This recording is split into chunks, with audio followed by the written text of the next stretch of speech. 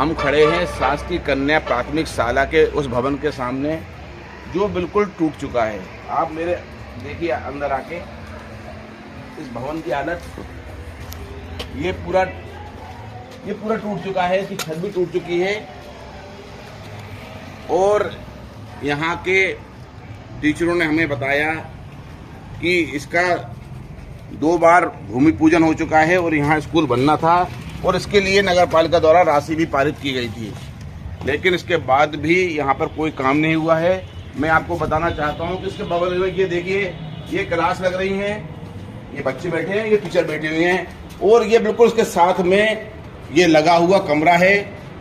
पिछली बार हम इस स्कूल का 3 से 4 बार दौरा कर चुके हैं और यहाँ के टीचरों ने हमें बताया था कि उन्हें हमेशा डर लगा रहता है कि ये दीवारें कहीं गिर गई तो बच्चों का क्या होगा।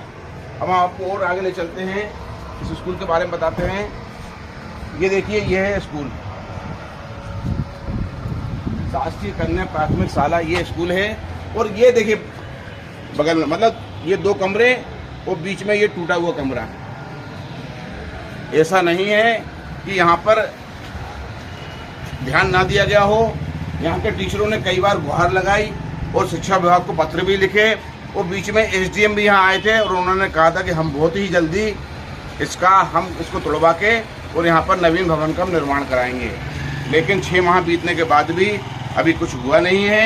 इसके बाद हम मिले जिला कलेक्टर अरुण विश्वकर्मा से और जैसा कि उनकी आदत में शुमार है कि वो समस्या को समस्या रहने नहीं देते, उन्होंने कल मेरे सामने ही जिला शिक्षा अधिकारी को फ़ोन लगाया और उन्होंने कहा कि आप जाइए और स्कूल का पूरा दौरा कीजिए, इसके बाद इस स्कूल में जो भी कमियां हैं उसको पूरा कीजिए। अब हमें उम्मीद है कि नए कलेक्टर इस स्कूल पर ध्यान देकर इसका सुधार करेंगे। मैं राकेश जैन रायसेन। क्या समस्या है आपके स्कूल में?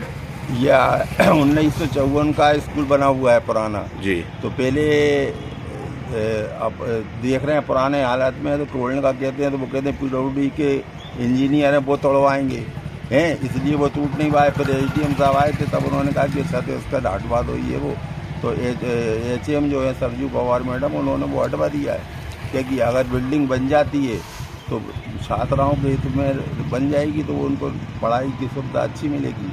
यही कह सकता हूँ मैं। और क्या क्या समस्या है यहाँ पे? यहाँ पर बिल्डिंग की ज़्यादा समस्या है।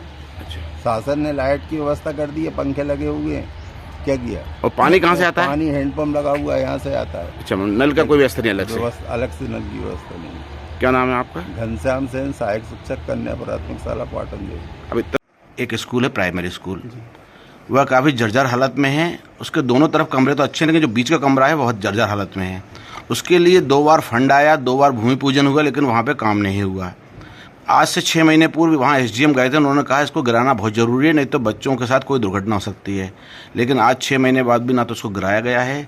हमने उस स्कूल का दौरा किया तो वहाँ के शिक्षकों ने कहा कि हमें बहुत डर लगता है कि कभी भी बच्चों के साथ कोई अनहोनी हो सकती है।